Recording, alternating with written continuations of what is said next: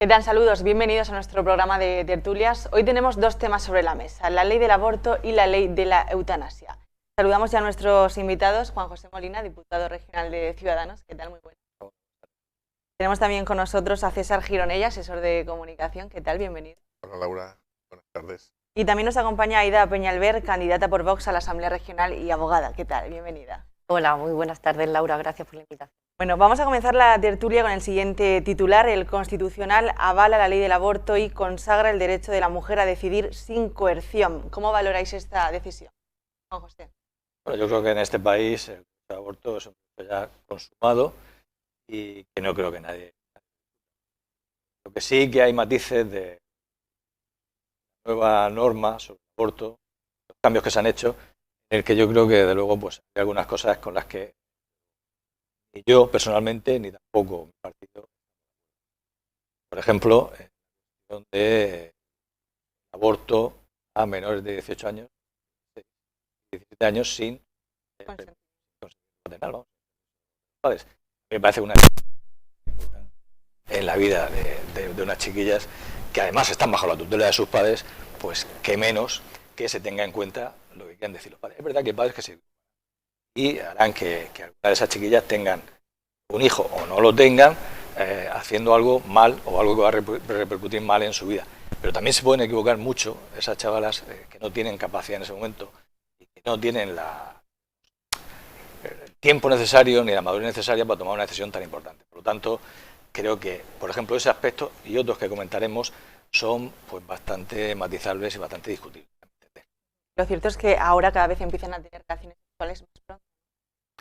Sí, bueno, yo el otro día vi ahí un trozo de un programa que van a poner en la tele, parece que este jueves, y hablaban con chavales de 8 años y decían que ya habían visto pornografía con 8 años. Y decían, madre mía, en nuestro tiempo nosotros éramos tontos, porque vamos, o no teníamos acceso con tanta facilidad, que creo que es lo que ocurre también a la pornografía, pero de luego a unas edades que, vamos, los niños que tienen que estar jugando, no viendo esas cosas. Claro. César, ¿tu valoración? Mi valoración es, el inicio es lo mismo que ha dicho Juanjo, yo creo que ni siquiera los partidos deberían decir cuál es su posición como partido, porque es una cuestión de conciencia personal.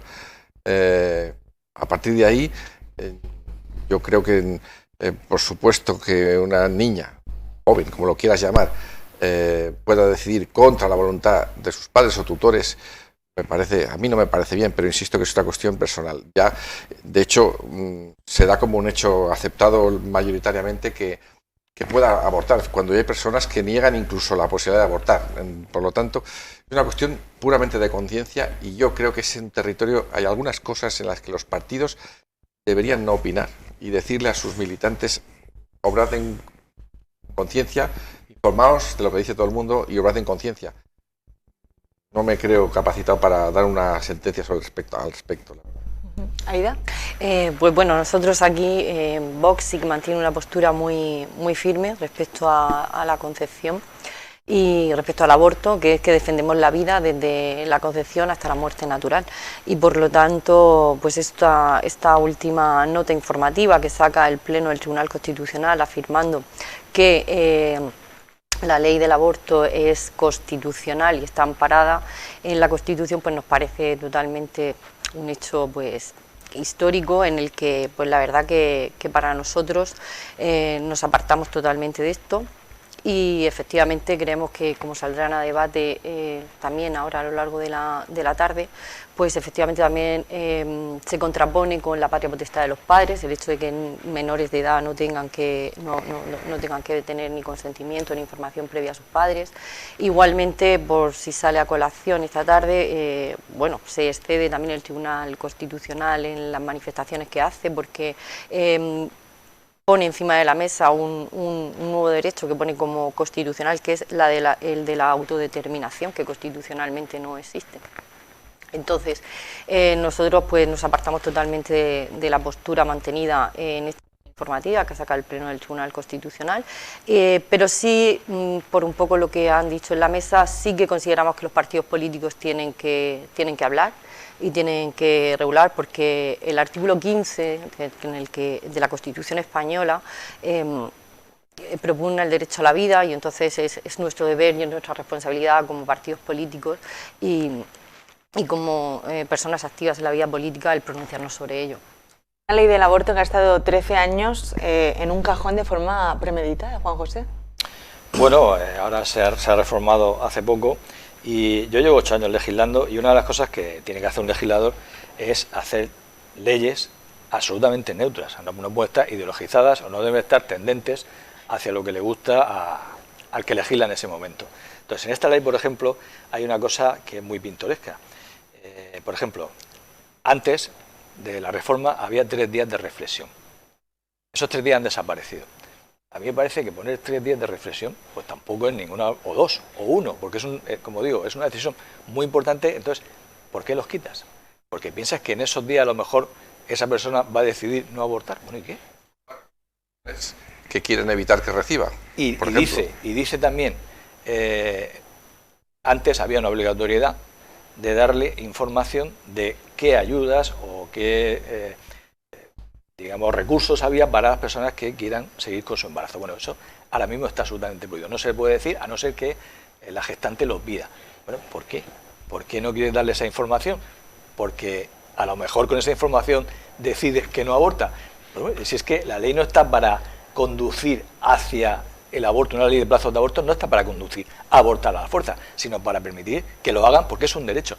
Pero parece que lo están conduciendo de manera que cualquier cosa que las pueda desviar de no abortar, pues hay que quitarlo y hay que evitarlo. A mí eso me parece legislar mal y tener como miedo de que en algún momento alguien que tiene pensado abortar, pues por los motivos que sea, porque hay una información que quizás no, pues oye, aquí hay una cosa, unas ayudas que, oye, yo quizás puedo, o porque le tira un día pensando y decide que no, pues parece que eso les molesta. Entonces hay que reconducirlo a abortar a la fuerza, y eso a mí me parece legislar mal.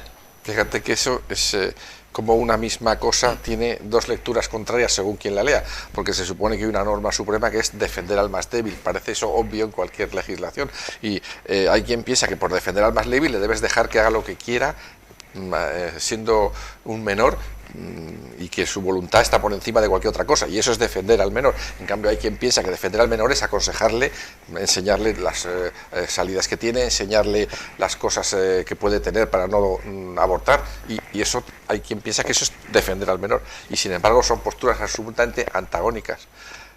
Por eso es muy difícil, y por supuesto que los partidos tienen que legislar, evidentemente es su función, pero hay cuestiones que cuando rayas, ya de antemano, fíjate, defender al menor, al más débil diría yo, pero hay quien piensa que si el más débil es el nasciturus, es el bebé, es el feto, con lo cual, ¿quién le defiende a él?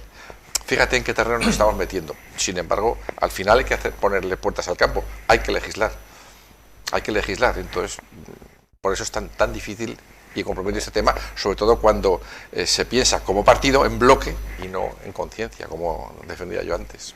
¿Por qué no hacen cosas serias nuestros políticos, Aida? Pues bueno, a ver, nosotros estamos aquí para hacer cosas serias, sí que es verdad, pero bueno, pues sí que es verdad. En el gobierno regional habría que preguntar, una pena que no tengamos aquí a representantes del actual gobierno del PP para que nos puedan decir, pues por qué, por ejemplo, en defensa a la protección integral de la familia, tenemos desde la anterior legislatura metida en un cajón la Ley de Protección Integral a la Familia, que la sacaron en las anteriores elecciones 6 meses antes, y sabiendo que no se iba a poder aprobar, y ahora en octubre de 2022 pues ha pasado lo mismo. ¿Por qué no hay ningún protocolo de ayuda a la mujer embarazada actualmente? Como decía el compañero, que es que hay miedo a que la mujer verdaderamente tenga los medios y pueda decidir seguir con ese embarazo. Añadiría también a mi compañero que tampoco se informa de los efectos y los riesgos y los efectos nocivos que un aborto terapéutico puede tener en la salud física y psicológica de esa mujer, porque eso es importante, que se les informe para que puedan tomar una decisión verdaderamente en libertad, porque parece que todo aboca y todo canaliza.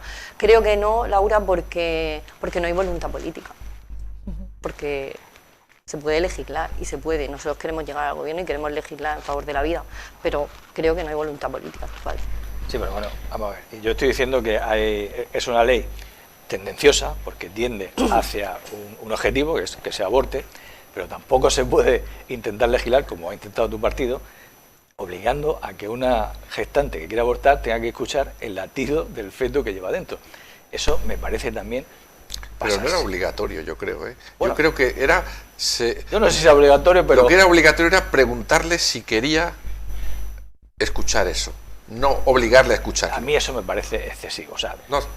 yo no soy mujer, pero toda mujer que lleva un niño dentro sabe que lleva un niño y que tiene un corazón y que late. O sea, yo creo que llegar a eso es extralimitarse también. ¿Por qué? Porque despierta emociones, porque despierta el sentido natural de la madre. Eso es como decir, no, cuando te van a hacer por desgracia, una cirugía, por un cáncer, son pruebas médicas. No deja de ser tampoco una prueba médica. ¿Por qué le quitamos esa parte? Es una prueba médica. Una ecografía es una prueba médica y debe hacerse, porque si vas a proceder a que te realicen un aborto, pues deben también de saber que hay un feto. Quizás el hecho de prohibirlo, no deja de ser una prueba médica, quizás el hecho de prohibirlo es también tendencioso, es decir, oiga, ¿usted quiere ver el escáner que le hemos hecho de su herida? Pues pero fríamente. Ni obligar, no obligar a escuchar el latido del corazón del feto, no, ni prohibir que si alguien quiere que lo haga. Pero a mí preguntar si, por un lado, si por otro, quiere verlo o oírlo no me parece mal, preguntarlo. No deja de ser una prueba médica. O que lo pida. Si bueno, quiere. pero que sepa que lo puede pedir. Claro, tiene igual, estas posibilidades. Igual que en la cuestión de la ayuda, Eso las es. subvenciones, etcétera, los recursos. Eso es. ¿Por qué no decirle, mire, este es el camino del aborto, que tiene usted todos estos derechos, y este es el camino de no abortar, que tiene usted todo esto? Eso es. Encima de la mesa. Eso es, sí, sí. ¿Por qué no? Pero esconder uno significa que a ti no te interesa que ese uno se siga. Y eso quiere decir que lo que estás haciendo, al final, no lo tienes tan claro de que sea lo mejor o lo más justo. Yo creo que lo que sí tienen claro los partidos es si esa decisión, al margen de que sea lo mejor, es lo que más les conviene a otros fines globales, de mantener el poder o recuperarlo si no lo tienen. Y en vez del caso concreto de la mujer en ese caso, ¿no? Yo pienso que es así, porque detrás de esa decisión de prohibir lo del latido o de no prohibirlo, hay algo más, no es lo que simplemente se considera justo para ese caso, sino lo que implica detrás, lo que hay detrás de imponer esa norma. ¿Cómo quedo yo como partido si la prohíbo o cómo quedo si no lo prohíbo? ¿Qué van a pensar de mí? Y luego si piensan tal o cual cosa de mí, si me van a votar más o me van a votar menos. Eso está presente en la toma de decisiones. No se ciña al caso concreto, independientemente de lo que luego pase en las elecciones. Luego no se piensa exactamente en este caso en la mujer. En otro caso será en el ciudadano. El electoralismo está presente, por desgracia, por supuesto, en todas las decisiones políticas. Por supuesto. Y ese es uno de los grandes problemas que tenemos. Y por último, otra de las cosas que en esta ley a nosotros nos parece una barbaridad, es la cuestión de la gestación subrogada, que está prohibida absolutamente, e incluso está prohibida que agencias que sí que la publicitan para el extranjero lo puedan hacer. Lo primero que hacen es que no lo llaman gestación subrogada, lo llaman vientres de alquiler.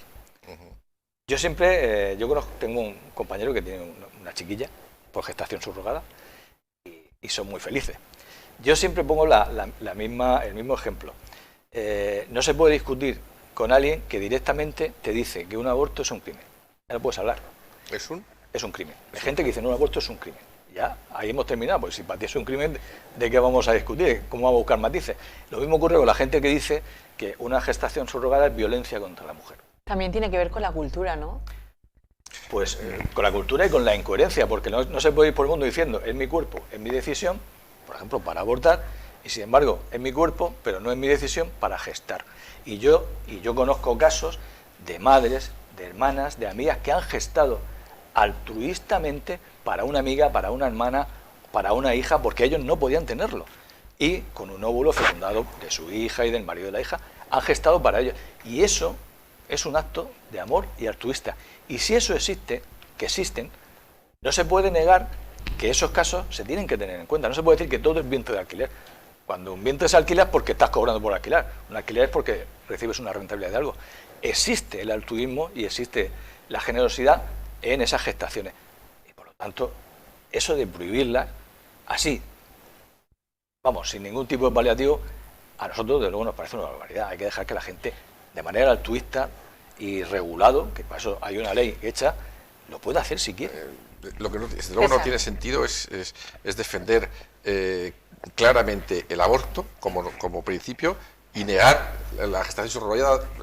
No tiene fuste o todo o nada, Claro. No tiene sentido que una cosa sí y otra no. Es más grave teóricamente abortar que hacer la gestación subrogada. Más grave es para el que lo crea. Que no lo crea, pues no lo será. pero en cualquier caso todo el mundo está de acuerdo en que es destruir una vida. Hay quien piensa que a partir de un determinado momento y hay quien piensa que es desde la concepción. La raya la pone el legislador. La raya no la pone el legislador, la raya está independientemente de donde la ponga el legislador. Pero no tiene sentido que en un caso se prohíba el aborto y en otro caso se acepte el aborto y se prohíba la gestación subrogada. O sea, no tiene ningún sentido legislativo, por supuesto. No, es una cuestión ideológica. Es... Punto. Ya Claro. está. Lo que pasa es que hay que legislar porque no puedes decir que cada uno haga lo que él crea en conciencia. Tiene que haber una ley que cumplir o que incumplir. ¿Qué opina Vox de la gestación subrogada, Aida? Nosotros pues no compartimos, por supuesto, ninguna iniciativa legislativa que fomente la gestación subrogada. Y bueno, me he quedado ahí queriendo contestar la anterior, que era el tema cultural, porque me parece interesante que efectivamente desde nosotros sí creemos que existe una crisis de ponderación de valores y de principios. Hemos pasado de un ser humano que es un sujeto que puede, o sea, que goza de la determinación de sexo genéticamente, por ser hombre o mujer, hemos pasado al ser humano que puede autodeterminar su género por su simple voluntad o deseo, ¿no? Entonces todo esto lleva a una perspectiva de género, por supuesto, detrás, una cultura de la muerte, que nosotros pues creemos que se enraiza totalmente con una cultura al no sufrir, ¿no? Al problema de no sufrir, ¿no? Existe un embarazo imprevisto, es un problema, el aborto. Existe una enfermedad crónica irreversible o terminal, ya sea en un paciente mayor o incluso hay menores, tenemos niños que es un problema, eutanasia, ¿no? Que todavía no hemos tocado este tema. Entonces se enraiza un poco con esta cultura pues de todas estas leyes, ¿no? Toda esta normativa legislativa coge puerto, yo creo, en sujetos que efectivamente se pueden ver agobiados en un momento determinado porque te viene un embarazo imprevisto o una enfermedad terminal de un hijo tuyo o de un mayor, y es normal que tengas miedo, es normal que te agobies, que no quieras tener ese problema al lado, ¿no? Pero las políticas actuales solo te van cerrando el cerco pues eso, al aborto o a la eutanasia, a quitar el problema.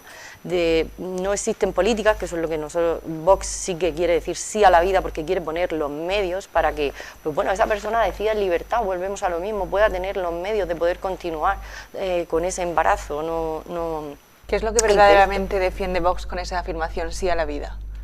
Pues desde esa afirmación Vox defiende sí a la vida desde su inicio, desde la concepción natural, ¿vale? Desde la que se produce las 24 horas después del acto sexual hasta su muerte natural, o sea, hasta el proceso natural de la vida, donde podamos acompañar, ya sea con los medios médicos, logísticos, el acompañamiento de familiares e incluso apoyo espiritual. Y el sí a la vida engloba todo eso, engloba toda la etapa de la vida hasta su muerte natural. Hay un apartado en la reforma de la ley del aborto que es el derecho a baja laboral por menstruaciones incapacitantes. ¿Es una victoria o un retroceso para las mujeres? Hombre, yo creo que es una victoria, ¿no? O sea, las bajas, hay mujeres que sufren y que tienen unas menstruaciones pues, muy dolorosas, por lo visto, y eso debe ser un tipo de enfermedad, o sea, un dolor que no se puede aguantar, un dolor fuertísimo, te incapacita, y yo entiendo que, bueno, pues como cuestión médica, si eso es así, y es así por lo visto, pues a mí me parece bien que tengan sus días de baja aquellas mujeres que tienen esos problemas y que médicamente se puede demostrar. César. Es que es una, no sé, me parece tan incongruente, o sea, es como decir, ¿qué opinas de estar en contra de que alguien que está enfermo no vaya a trabajar? Es que no hay nada que opinar, es que no tiene ningún sentido. Ahora, vuelvo a lo de antes, si eso se usa como bandera para reivindicar que nosotros somos quienes defienden ante alguien que está oprimido, pues ya metes basura en medio, no tiene ningún sentido. O sea, si una mujer tiene una enfermedad o una cosa que le incapacita para trabajar, pues lo normal es que esté de baja, ¿no? Ahora otra cosa es todo lo que hay alrededor, que es lo que realmente a mí me asquea sobremanera. Aida. Acompaño y matizo la posición de César, es verdad. Si el problema es la bandera que viene detrás, propugnando todo esto, no es necesario esos medios, las bajas laborales o la incapacidad laboral por unos determinados días, porque una mujer lo necesite, ya sea por eso o por cualquier otra enfermedad común, está regulado ya en la ley, ya se tiene. Entonces, si detrás viene la bandera de, pues eso, del colectivo feminista y demás, que es lo que está detrás, pues bueno, pues es lo que no compartimos, ni defendemos, ni acompañamos, por supuesto. ¿Está la ley del aborto a la altura de la del solo sí es sí? Hombre, no creo, la de solo sí es sí ha demostrado que era una chapuza tremenda y la del aborto, bueno, tiene cosas, como ya hemos comentado aquí, matices que... Tiene sus pros y sus contras. Efectivamente, pero vamos, no creo que por esa ley se hayan cometido errores graves. Al contrario que la otra, que sí que ya hemos visto todos los errores gravísimos que se siguen cometiendo. Pero yo no las equipararía. César. Hombre, a la altura en cuanto a resultados físicos, no, es evidente, porque hay 1000 y pico personas que han visto rebajada su pena, que no deberían haberse visto rebajada. Eso ya es un hecho incontrovertible. Lo del aborto, hombre, en teoría, si me apuras, las consecuencias son más graves si crees que estás permitiendo que seres vivos mueran. Se supone que es todavía más grave, pero como hay en medio la frontera de la conciencia, pues eso no se puede demostrar, o hay a quien se lo demuestre y siga sin creerlo, cosa que me parece perfectamente razonable, ¿no? De manera que desde el punto de vista legislativo es más grave lo que ha pasado con el sí es sí. Desde el punto de vista ético quizás sea más grave lo del aborto. ¿Aida? Pues sí, sí es grave, para nosotros sí es grave, porque están muriendo todos los días el más débil, están muriendo, hay millones de abortos todos los días y sobre todo gente que no, o sea, bebés, fetos que no tienen voz. Nosotros, Vox viene a ponerles voz y efectivamente, pues legislativamente, como no se puede, pero es gravísimo, pues la apertura que hace esta ley y sobre todo el retroceso, bueno, la patria potestad de los padres, lo que hemos hablado, la autodeterminación como he dicho antes, o sea, para nosotros no es un retroceso y... Creo que son, ¿cuántos son? 100.000 abortos al año, ¿no? Sí. Uno de cada 5 5 embarazos. Mucha gente. Son muchas personas. Muchas personas. Sí. Bueno, antes de ir a publicidad tenemos el minuto de oro. Empezamos por Juan José. Conclusión sobre la ley del aborto. Conclusión. Desde hace años hay una especie de obsesión con las cuestiones del aborto, cuando en realidad el gran problema que tiene este país no es el aborto, que se aborta, sino la natalidad. Tenemos un problema de natalidad, no somos capaces de cumplir con la regeneración de las nuevas generaciones y si seguimos así, pues ni pensiones, ni trabajo, ni nada. Tendremos que traer mano de obra extranjera, mano de obra de fuera, porque no somos capaces de hacer, digamos, la regeneración de la gente que se muere. O sea, no hay nacimientos suficientes y por lo tanto ese es un gran problema, pero no sé por qué hay una obsesión con el tema del aborto, pero no con el tema de la natalidad. César. Sí, quizás sea estaba pensando en eso mismo, ¿no? Por un lado, asegurarse e incluso fomentar el aborto y por otro lado, en teoría se debería hacer el mismo esfuerzo para una cosa como para la otra y no veo el menor esfuerzo que se haga como país, como legislador, para fomentar la natalidad. No se hace, cuando también es un grave problema, conocedores de que la gente no quiere tener niños por deporte. Hay razones objetivas que hoy día la situación frenan económica la natalidad. también. No es porque la gente no quiera o no le apetezca, es porque hay razones concretas y objetivas. Entonces, quizá ahí hay un trabajo por hacer. Para mí eso es muy importante y no se hace nada en absoluto. ¿Aida? Pues va un poco de la mano el si haces políticas que incitan y te acorralan incluso solo a poder abortar, pues es que va de la mano con la natalidad, efectivamente, no hay políticas que incentiven la natalidad.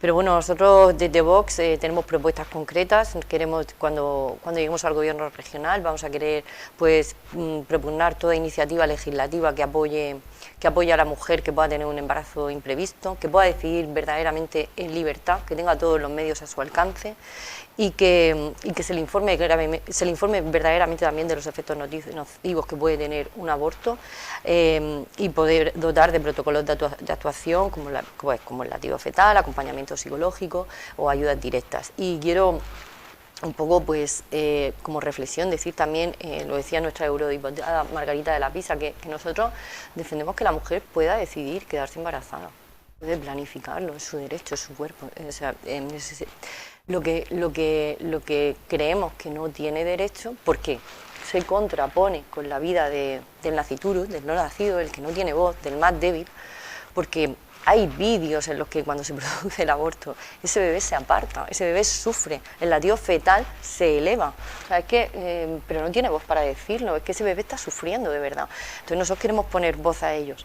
Y pues eso, que la mujer tiene derecho a poder decidir si quedarse embarazada o no, pero una vez que está embarazada no amparamos el que tenga derecho a poner fin a la vida de otro ser humano que ya no depende, que es una vida totalmente independiente. Gracias, Aida. Hacemos una breve pausa y enseguida volvemos con más asuntos a tratar.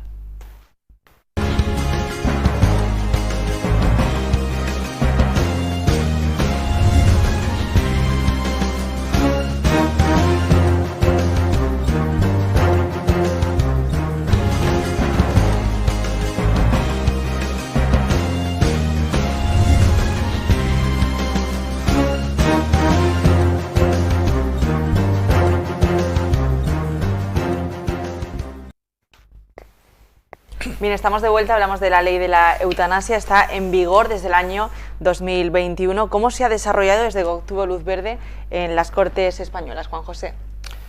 Bueno, nosotros la verdad es que con este tema tenemos un cabreo bastante gordo, porque nosotros intentamos desde hace ya 6 años que se aprobara antes que una ley de eutanasia, una ley de cuidados paliativos, que es lo primero que hay que aprobar.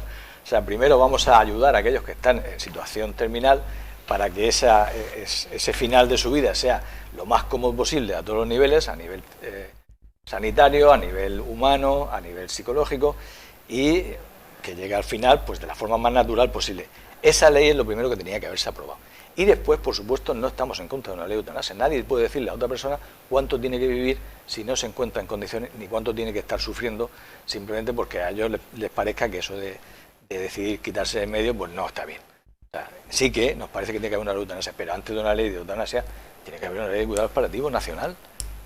Porque es que no se puede poner el carro delante de los bueyes. O sea, directamente nos vamos al que esté mal, pues si quiere que se mate, que se quite de medio, en vez de decirle, bueno, está usted mal, pero mire, le vamos a ayudar con todos los medios para que usted esté lo mejor posible hasta el final, o hasta que usted decida que ya no quiere seguir, aunque le hemos ayudado todo lo que podamos. Y esa ley de cuidados paliativos no existe, no hay una ley a nivel nacional. Sin embargo, hay un montón de leyes autonómicas de cuidados paliativos.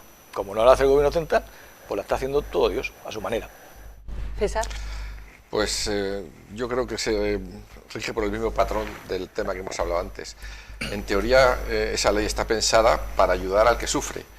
Lo que pasa es que yo creo que hay un guiño de ayudar no al que se muere, sino al que se queda aquí, que es el legislador. Porque al hacer esa ley está manifestando una voluntad, una forma de pensar, ¿no? Por supuesto que yo creo que a las personas que sufren hasta ese punto hay que respetar esa decisión y hacerlo de la mejor manera posible, una vez que, como decías tú, la sociedad se ha ocupado de cuidarle y de darle todas las oportunidades que tenga para no sufrir. Y si él lo decide, pues hay que ayudarle a hacerlo. Pero no, desde luego, imponiendo nada, que es como se está haciendo ahora mismo las cosas, la verdad. ¿Coincides con ellos, Aida? Pues sí, un poco sí coincidimos efectivamente porque debería de haber, lo que nosotros propugnamos es que haya una ley universal de cuidados paliativos, ¿vale? Y por supuesto no estamos a favor de la ley de la eutanasia. De hecho también, bueno, hay una evolución normativa en España porque hay una sentencia del Tribunal Constitucional del año 1994 donde la eutanasia no estaba permitida en España, pero ya no que no solo estuviese permitida, sino que nuestro propio Tribunal Constitucional decía que era contraria a principios constitucionales como la inviolabilidad de la vida, la integridad física y moral. Y a día de hoy pues ha evolucionado ideológicamente y ya pues mantiene otra postura que por supuesto no mantenemos. En Murcia, fijaros, ya está la ley de eutanasia a nivel nacional, que aquí se aplica. Yo la leí hace tiempo y es una ley que está muy, digamos, tiene mucho papeleo. O sea, ahí tienes que tomar la decisión 2 veces. O sea, el paciente tiene que tomar 2 veces la decisión, con 15 días por medio. O sea, ahí sí que hay un periodo de reflexión. Luego hay un comité técnico que lo valora, bueno, entra un montón de gente hasta que al final se lleva a cabo el acto y se lleva a cabo la eutanasia, ¿no? Sin embargo, en Murcia no hay ley o decreto de cuidados paliativos, pero sí que hay una cosa que se llama instrucciones previas. Es decir, en vez de hacer, como han hecho otras comunidades, un decreto, si quieres, o una ley donde diga, mira, en situación terminal, estos son tus derechos, estos son tus cuidados, esto es todo lo que te vamos a dar. No, lo que hay es un papel donde tú dices, si llego a esta situación, no quiero que me hagan esto, no quiero que me hagan lo otro, no quiero que me hagan lo otro. Y eso lo presentas, se puede presentar incluso de manera telemática o en tu hospital, o hay un registro de instrucciones previas que no sé, físicamente no sé dónde está. Pertenece a la Consejería de Sanidad, estará en Avitania, supongo. Pero no existe, en vez de existir una ley de todo lo que te vamos a ayudar, lo que existe es un folio o un papel donde dices lo que no quiero que me hagan si llego a esa situación. Lo primero que tiene que haber es, igual que lo ha hecho Asturias, lo ha hecho Madrid, lo ha hecho Andalucía, lo ha hecho Valencia, lo tienen. ¿Por qué Murcia no lo tiene? ¿Por qué crees que no se ha hecho aquí en Murcia? Pues mira, yo hablando con un buen amigo, diputado de Sanidad, del Partido Popular, yo le decía, pero vamos a ver, dice, Juanjo, si es que eso se hace. Como diciendo, ¿para qué vamos a hacer una ley? Si eso ya el médico, pues lo hace. Digo, coño, lo hace, pero ¿y si no lo hace? ¿Y si un médico resulta que no lo hace? El médico ya tiene suficiente con lo que tiene, ¿eh? Pues se ve que los médicos ellos ya lo hacen, Juanjo, no hace falta que le digamos cómo tienen que hacerlo. Hombre, hay que decírselo y hay que hacerlo. No se hace, pues porque, bueno, como el mundo sigue, pues las cosas se siguen haciendo, cada uno lo hace a su manera, como a su entender, y los médicos ya, pues ellos lo hacen. Pero yo pienso que así no se deben hacer las cosas. César. Es que está claro, desconocía esa particularidad de la legislación de Murcia, pero me parece un atraso con respecto a otras comunidades. Si es así, está claro. Lo que no se hace, entiendo que lo que no me van a hacer es, no quiero que me enchufen a maquinaria, no quiero que me mantengan con vida artificialmente, no quiero que me den drogas, no quiero todo ese tipo de cosas. Bueno, el problema está quizá dónde está la raya a partir de la cual puedo decir eso o no. Lo puedo decir en cualquier momento o a partir de qué momento. ¿Cuándo estoy sufriendo al punto de que esa decisión es válida y cuándo todavía no estoy sufriendo lo que quiero suicidarme? Son matices que, volvemos a lo de antes, son cuestiones que mezclan lo ético, lo moral con lo legislativo. Y estos terrenos son pantanosos, desde luego, tremendamente conflictivos. Se me ponen los pelos de punta de solo pensarlo, Aida. Sí, Claro. efectivamente, es un conflicto ético-moral y llega un punto en el que efectivamente nosotros no compartimos la ley de la eutanasia. Es verdad que necesitaríamos regionalmente una ley de cuidados paliativos. Nacionalmente, nuestra diputada Lourdes Méndez efectivamente también aboga por una ley de universalización de cuidados paliativos, donde, pues bueno, aunque se haga, efectivamente necesitamos, pero también debe estar legislado y que estén esos derechos garantizados y efectivamente pues se pueda acompañar en esos momentos finales de tu vida, que te puedan acompañar con todos los medios, como digo, médicos, logísticos, de familiares, e incluso el apoyo espiritual que puedan necesitar. ¿Y la calle, los ciudadanos, qué os dicen? ¿Perdón? La calle, los ciudadanos. Pues los ciudadanos abogan por la vida, la gente quiere vivir hasta el último día de vida, o sea, la gente quiere vivir, la gente yo no he conocido la situación de alguien que, es que además, alguien que pueda estar en esa situación y entras en el conflicto ético-moral porque es una persona que puede estar sufriendo muchísimo, entonces puede estar en un momento en el que quiera Aida, quitarse es la vida. tan difícil, es casi una cuestión personal. O sea, por mucho que diga, no tú, sino cualquier legislador, cualquier político, cualquier persona, diga lo que diga, yo se lo quiero preguntar a él en el momento en el que esté sufriendo de una manera insoportable y ver si mantiene su decisión. Pero es o que no. ese momento no es objetivo. No, porque por eso te digo que es claro, imposible. Es imposible. Para es que no unos a lo puede. mejor llega antes ese momento, para otros después. Habrá personas que estén sufriendo y no obstante digan que quieren seguir aquí, porque lo quieran, aunque sufran, y otros que sufriendo menos quieran marcharse. Son matices tremendos que es Pero muy volvemos, difícil, no se muy encuentran en una situación para poder dar una opinión No se verdaderamente imparcial. No se puede, porque- pero hay que legislar. Ese es el problema. Sí, pero si que tú hay que les das legislar. ese derecho, pueden ejercitarlo, efectivamente, si se aprueba la ley de la eutanasia, y que la tenemos, pues aun cumpliendo una serie de requisitos, que es verdad que hay ese periodo de reflexión, tiene que decirlo 2 veces, tiene que ser también una enfermedad, un sufrimiento grave, crónico e incurable, pero es que bueno, así están todos los pacientes terminales, o sea, me refiero, entonces, bueno, ¿y por qué no puede estar un paciente terminal un mes en su casa recibiendo, acompañado de sus familiares? Pero es que preguntarle en ese momento yo creo que entran en conflicto ya estas cuestiones, porque no está siendo totalmente objetivo ni imparcial, porque no puede decidir, no está en porque a él le gustaría a lo mejor, ni siquiera a lo mejor estar muriéndose, efectivamente, no estar enfermo. No. Si tú te lees la ley, dice que el paciente tiene que estar absolutamente consciente y en sus cabales para tomar la decisión. En el momento que no esté, ya ahí entra un juez y entra un montón de gente.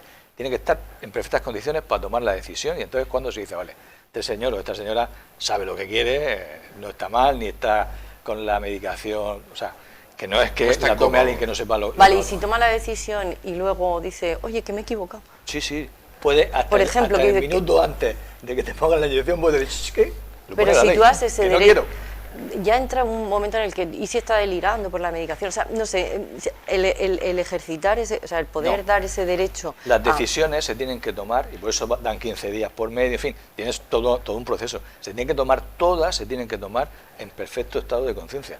No, o sea, en el momento, incluso esos 15 días que hay entre la primera decisión y la segunda, el médico puede acortar los 15 días en circunstancias especiales, porque piense que ese paciente no va a estar en perfectas condiciones psíquicas los 15 días, a lo mejor solo va a estar 4. Entonces le dice al juez, oiga, la segunda decisión tiene que tomar estos 4 días porque a partir del quinto seguramente ya no está en condiciones. Pero es que eso también es dejar entonces en manos de, o sea, un médico con seguridad.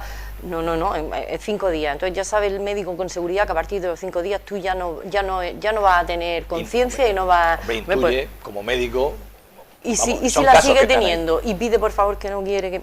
Es que entramos en un conflicto que... Lo de rajarte, te puedes rajar en el último segundo, eso lo pone la ley claramente. Rajarte te puedes rajar cuando quieras. Pero de todas formas, irse de este mundo lo puede hacer cualquiera sin reglamentación ninguna. Oye, coges, te tiras de una ventana o te tomas 4 paquetes de pastillas y te vas. O sea, que regularlo para aquellos que conscientemente se quieren ir, porque están hartos. Porque hay gente que simplemente porque está están cansada. hartos no es el motivo, o sea, porque están sufriendo. Sí, y están hartos de sufrir. Hartos de sufrir. Entonces, nadie puede decirle, oye, pero aguanta. No, aguanta tú si quieres, que yo me quiero ir. Y eso hay que reglamentarlo de forma consciente, no pasa nada. Si ya te digo que irse se puede ir uno cuando quiera sin que medie nadie. Y de hecho todos los días en este país, que me parece una barbaridad, se suicidan 11 personas. Sí, pero es que se pone una inyección letal que hace que primero te lleva al coma y después entonces existen, lo que nosotros desde Vox mantenemos es que existen cuidados paliativos en los que también se quita, es que nos hemos centrado, se quita ese sufrimiento de dolor físico, que es lo que te puede llevar a, oye, estoy cansado, no quiero sufrir más, es normal, es un sentimiento normal de un paciente terminal, ¿vale?, en sus últimos días de vida, es normal tener también ese sentimiento, pero los cuidados paliativos vienen también a acompañar ahí, ¿cómo? Pues quitando ese dolor, pero a lo mejor él está sin dolor, pero puede estar hablando con su familiar y puede estar despidiéndose de ellos. Pues no, me pongo una inyección y ya está. Lo primero que yo he dicho es que antes que una ley de eutanasia tenía que haberse hecho una ley de cuidados paliativos y después la de eutanasia. Pero es que el umbral del dolor y el umbral del sufrimiento es algo tan subjetivo que volvemos ahí. Sí, pero al final tú te sientes con derecho de decirle a alguien hasta dónde tiene que aguantar. Yo no me siento con ese derecho. A ti, si yo te estuviera sufriendo, yo nunca te diría, Aida, aguanta. Y de quitarse la vida, te sientes con el derecho de poder decirle, pues firma aquí, que mañana te quitan la vida. Yo no te diría nada. Lo que dejaría es que tú, en tu pues no me siento en derecho decidas lo que quieres hacer. Pero no obligarte a quedarte. Yo eso no lo haría. No estamos obligando tampoco a quedarnos, estamos dejando que el proceso natural del desarrollo de una enfermedad pues derive en lo que finalmente vamos a derivar sin todo. Ley de eutanasia estás obligando a que la gente se quede hasta que se muera, naturalmente. Bueno, como así ha pasado millones y millones de años, no estamos haciendo nada no, nuevo, al revés, nada nuevo, estamos dejando que el proceso siga por su cauce natural. Ahora podemos evitar que el cauce natural sea sufrir hasta el último minuto. Eso es cierto. No hay por qué sufrir hasta el último minuto, te pueden quitar el dolor con los cuidados paliativos. De todas formas, nadie tiene por qué ejercer una ley. Oye, que la ejerza el que quiera. Yo entiendo que la gente de Vox no la va a ejercer nunca, me parece fantástico. No estoy seguro, porque ya te digo que la gente de Vox, cuando estén en ese trance, no son de Vox. Ya veremos. Son personas. Efectivamente. No son de Vox ni de ningún partido. Y al revés, los que defiendan la eutanasia a lo mejor en ese momento están en otro mundo y no quieren irse, por mucho que su partido haya votado que sí. Efectivamente. Son cosas que no podemos valorar los que no hemos pasado por ese momento. Totalmente, es así, ¿no? No obstante, insisto, hay que legislar, porque para los que están aquí, ¿no? Y fijaros que tras 2 años de aplicación de esta ley de la eutanasia, una parte de los médicos sigue cuestionando su necesidad. Juan José. Yo, hay una cosa que me parece también que está en la ley, que es el derecho de... ¿Cómo es la palabra? Bueno, el derecho que tiene un médico a no practicar la eutanasia. Objeción de conciencia. La objeción de conciencia. Bueno, pues, me parece perfecto, ¿no? Yo soy médico, he hecho un juramento de cuidar a las personas todo lo que pueda y me niego a hacer este acto que es acabar con una vida. Sí le obliga la ley a informarle, aunque sea objetor de conciencia, a informarle de que puede hacerlo con otro médico. Creo que he leído eso, sí. Sí, y otra cosa que prohíbe la ley, y me parece perfecta, si usted es objetor de conciencia en la sanidad pública, es objetor de conciencia en la sanidad privada. O sea, usted no puede hacer eutanasia ni aquí ni fuera de aquí. Se cae de su propio peso. Claro, es que eso es de lógica. No va a ser que hubiera algún listo que la quiera hacer por fuera, pero cobrando. Que listos para eso, incluso para esto, siempre hay. César. Sí, es eso mismo que decía, ¿no? Que no tiene sentido en esto de la eutanasia. ¿Cuál era la pregunta? Que me he despistado. ¿De qué? Los médicos, respecto de... Sí. Así que el médico está obligado a decirle al paciente, a su paciente, que aunque él sea objetor de conciencia, tiene el derecho de solicitar la eutanasia con otro médico y no puede negarse por razones de conciencia y decirle, oh, mira, yo me callo y pues como yo soy contrario a la eutanasia, pues uno más que se queda aquí, no creo que sí. Aida. Bueno, es que los médicos van en contra de su propio código ontológico, porque ellos, lo que estaría en consonancia con este código ontológico médico, pues sería una ley de cuidados paliativos, que es lo que propugna, no sé, creo, lo leí el otro artículo 36, que no lo sé, recuerdo porque ellos defienden la vida, o sea, no pueden aplicar, por eso está también la objeción de conciencia, pues para los médicos que no quieran practicarla, que hay muchos. ¿Qué propuestas defiende Vox ante esta situación?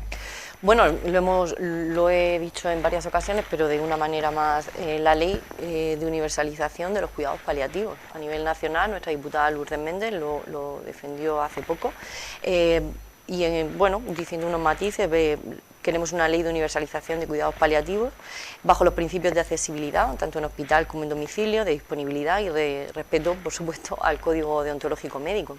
También una especialidad médica de cuidados paliativos, donde haya profesionales médicos especialistas en estos cuidados paliativos.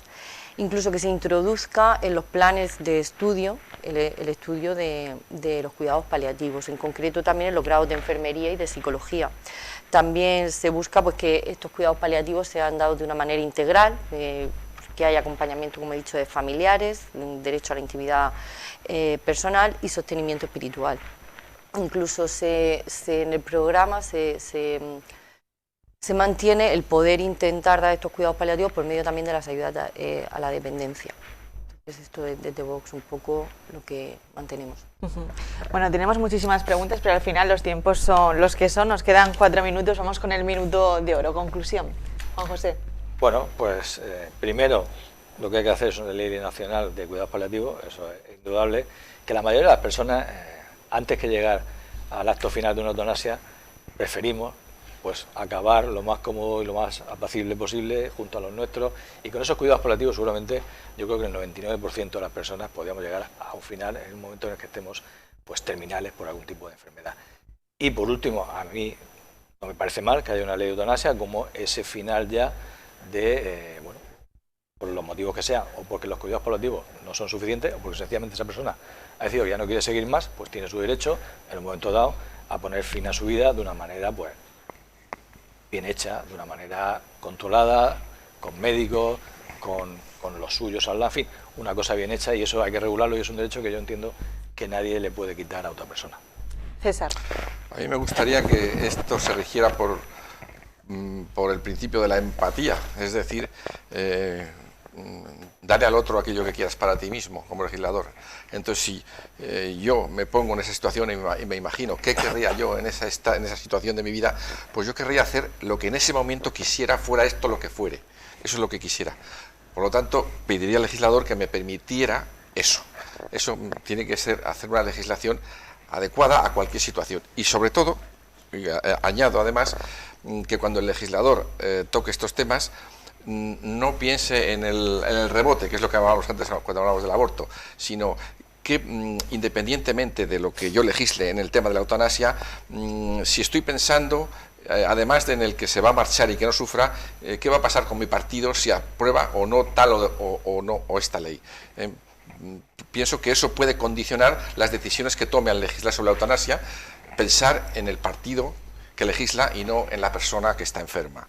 Y creo que en la enfermedad que tiene nuestra clase política, y yo creo que la de todo el mundo, esa es la realidad, que legislan pensando en este caso en los que se quedan más que en los que se están marchando, en este caso. Y cerramos con Aida.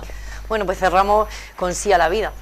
Como dice, ¿qué abarca? Pues nosotros desde Vox mantenemos que es muy importante esto porque es el único partido que defiende la vida, desde su concepción hasta su muerte natural. Y ello, pues, cuando decimos desde el inicio, decimos porque el no nacido, el no naciturus, el bebé que está en el seno de su madre hasta las 14 semanas que no tiene voz, nosotros queremos ponerle voz. Queremos que esa mujer que se puede encontrar con un embarazo imprevisto pues pueda tener los medios a su alcance para poder apostar por la vida, para poder decidir en libertad, y por lo tanto nos apartamos totalmente de la última reforma y del último pronunciamiento que ha hecho el Pleno del Tribunal Constitucional.